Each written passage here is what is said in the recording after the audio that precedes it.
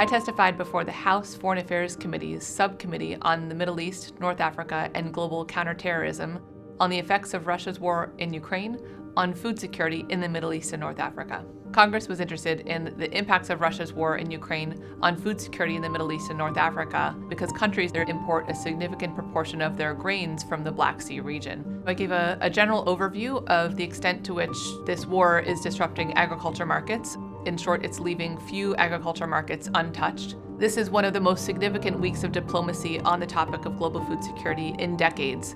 This week alone, Secretary Blinken hosted a ministerial meeting on this topic at the UN in New York. He hosted a special session of the UN Security Council on the food security effects of Russia's war in Ukraine. The US government co-hosted a meeting with UNICEF on the impacts of the war on malnutrition among children. And Germany is convening meetings of G7 finance ministers, development ministers, and health ministers to devise responses to the food insecurity impacts of this war.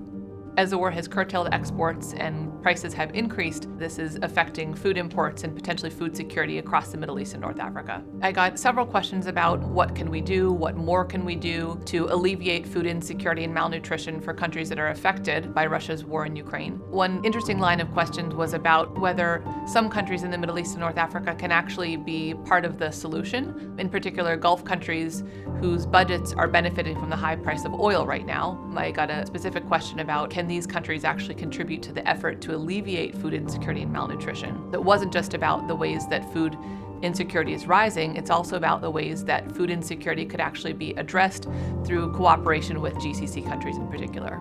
For more on my testimony and this critical issue, visit csis.org.